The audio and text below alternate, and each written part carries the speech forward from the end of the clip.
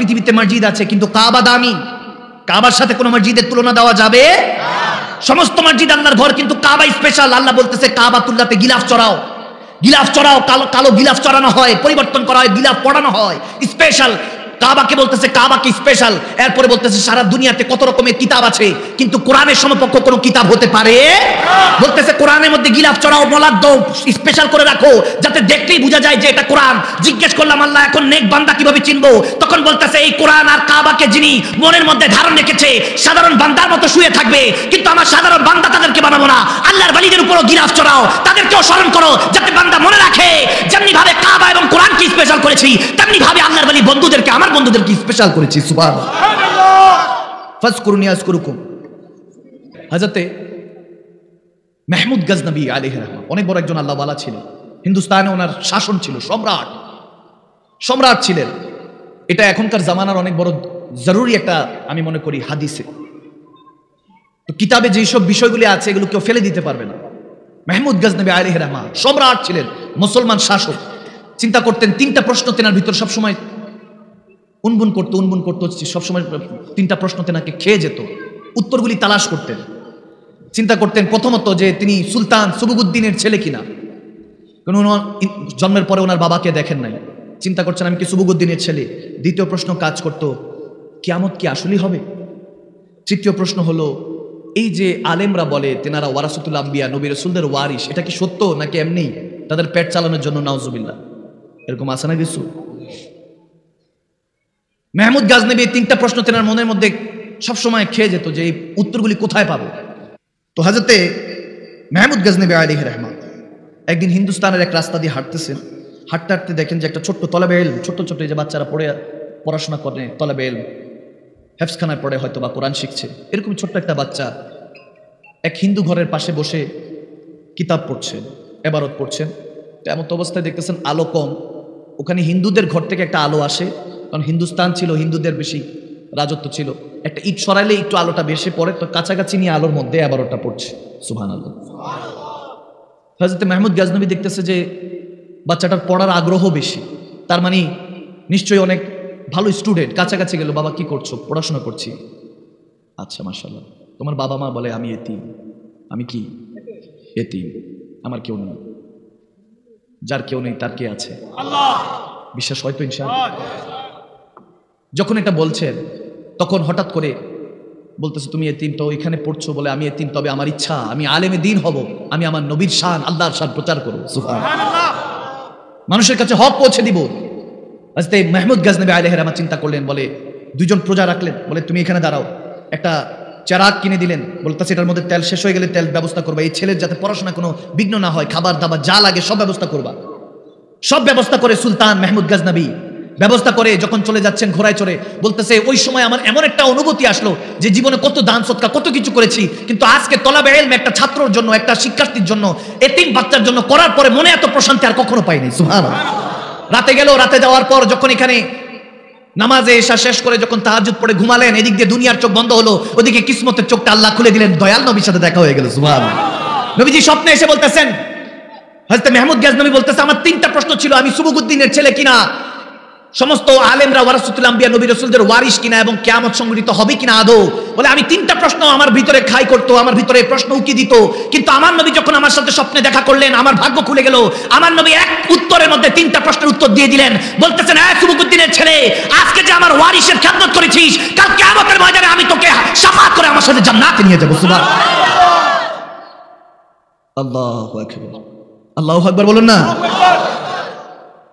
হেদায়েতের মালিক কে? আল্লাহ। আওয়াজ দেনা কে? জান্নাত দেনে वाला কে? আলমে আরোহা থেকে মায়ের পেটের মধ্যে পাঠিয়েছেন কে? মায়ের পেট থেকে দুনিয়াতে পাঠিয়েছেন কে? রব্বানা আতিনা ফিদ দুনিয়া হাসানা। এখানে সুন্দর করতে হবে, 1 বছর 2 বছর 100 বছর 1000 বছর। হযরত আদম সাফিউল্লাহ থেকেছেন, হযরত সুলাইমান আলাইহিস সালাম 1600 বছর থেকেছেন। এরপরে কুল্লু নাফসিন দায়িকাতুল মাউত, টেস্ট অফ ডেথ, মৃত্যুর স্বাদ গ্রহণ করে ইন্তেকাল হয়ে ট্রান্সফার হয়ে কবরে যাব কার হুকুমে? আওয়াজ দেনা কার হুকুমে? কবর থেকে হাসর উঠাবেন কে? ওখান থেকে জান্নাত কিংবা জাহান্নামে নিক্ষেপ করবেন কে? কি বুঝলেন? মানুষ কখনো মারা যায় না, মানুষ কখনো শুধু ইন্তেকাল হয়, ট্রান্সফার হয়। ইন্তেকাল মিনিং ট্রান্সফার, এক জায়গা থেকে আরেক জায়গায় স্থানান্তর। রুহের জগৎ থেকে মায়ের পেট, রুহের জগতে যেভাবে শ্বাস নিঃশ্বাস নিয়েছেন খেয়েছেন, ওটার সাথে মায়ের পেটের মিল, আওয়াজ দেন মিল।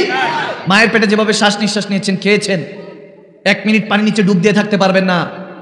9 মাস 10 দিন, 10 মাস 10 দিন পানির মধ্যে যিনি আপনাকে হেফাজত করেছেন, তেনার কথা ভুলে যাচ্ছেন আর কি। ওখান থেকে ইন্তেকাল হয়ে রাব্বানা আতিনা ফিদ দুনিয়া, দুনিয়াতে এসেছেন। এরপরে দোয়া করেন আর কি, হাসানা ফিল আখিরাতি হাসানা, দোয়া করছেন দুনিয়া আখিরাত যাতে আল্লাহ ভালো করে। এরপরে এই দুনিয়া থেকে ইন্তেকাল হয়ে কবরে যাবেন, কি শেষ? আওয়াজ দেন শেষ। ওখানে জান্নাত জাহান্নামের ব্যবস্থা আছে। আপনি যখন কবরস্থানে সালাম দিচ্ছেন, আসসালামু আলাইকা আহলাল কুবুর, আপনি কি জাহান্নামী মনে করে সালাম দেন? আওয়াজ দেয় না? কি সোনাইমুড়ির মানুষ কি জাহান্নামী মনে করে সালাম দেয়?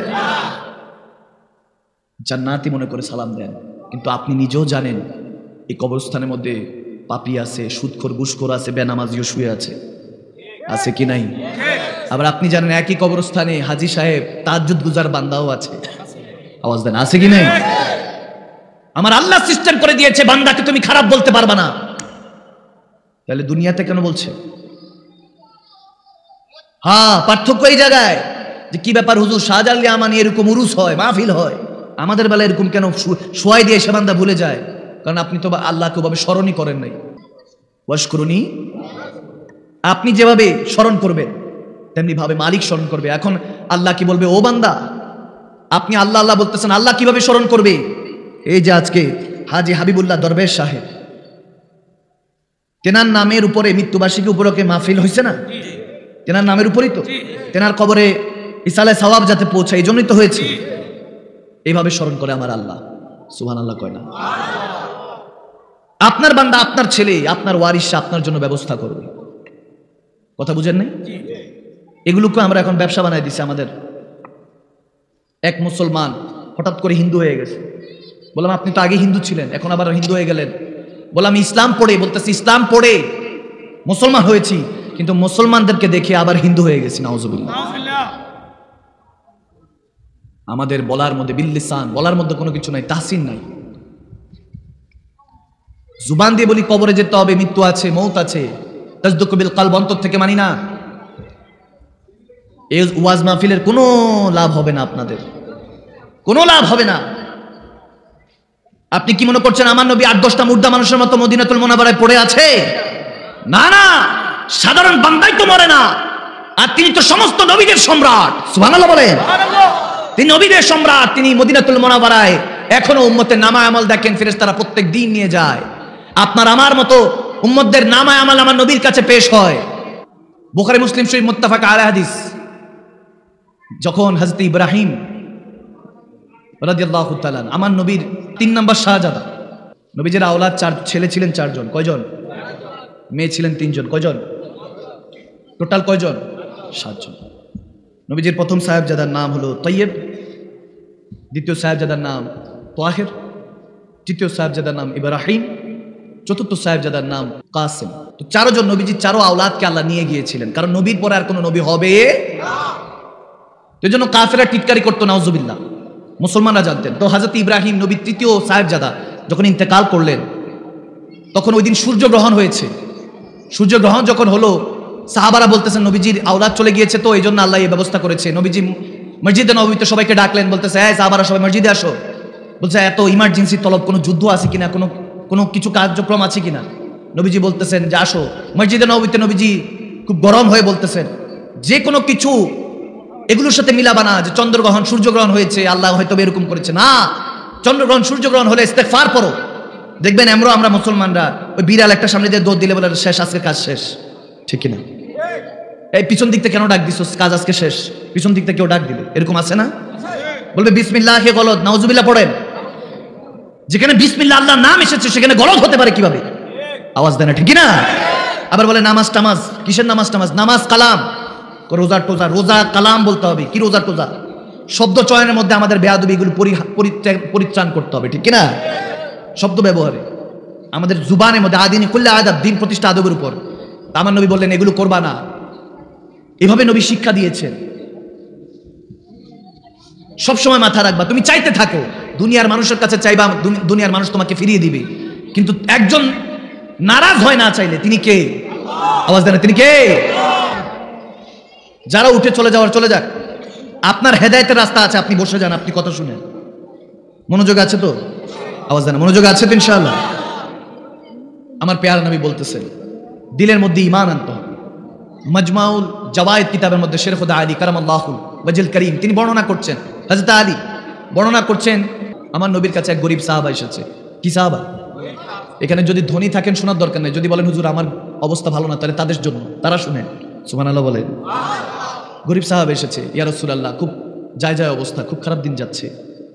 তো নবীজি চুপ করে আছেন। এখানে আমার নবীর চুপ থাকাও মৌনাতুল লক্ষণ, আমার নবীর চুপ থাকার মধ্যেও বরকত আছে, ঠিক না? ইমামগণরা বলেন নবীজি যখন চুপ করে আছেন, একটা পর্যায়ে ওই সাহাবা বলে উঠলেন যে ইয়া রাসূল একটু দয়া করেন। তো নবীজি হঠাৎ করে জজবা এসে গেলেন, বলতেছে আজকে চা, তুই যা চাবি তাই দিব। সুবহানাল্লাহ। চাও, কি চাস? আজকে চা আমি দিব, আমি নবী মুস্তাফা দিব। হযরত আলী সহ হযরত ওমর বসা, সবাই বলতেছে কিসমতটা রে, আজকে জানি কি চাই। নবীজি তো আমাদের কাছে এভাবে বলে না, কি জানি চাই, মনে আজকে আখিরাত মালামাল হয়ে যাবে। কারণ নবী যদি দোয়া করে দিবেন কে? আওয়াজ দেন কে? সে বলতেছে ইয়া রাসূল আপনি যেহেতু চাইতে বলেছেন, লম্বা সফর, একটা যদি উটনির ব্যবস্থা করে দিতেন। কিসের? উটনি, উটের সফরে উট দিয়ে, তখন তো উট দিয়ে আরোহণ হতো, সফর করতেন, বলে একটা উটের অবস্থা। হযরত আলী হযরত ওমরের দিকে তাকালেন, হযরত ওমর হযরত আলীর দিকে তাকালেন, বলে ভাই চাইলো ওটা কিসে?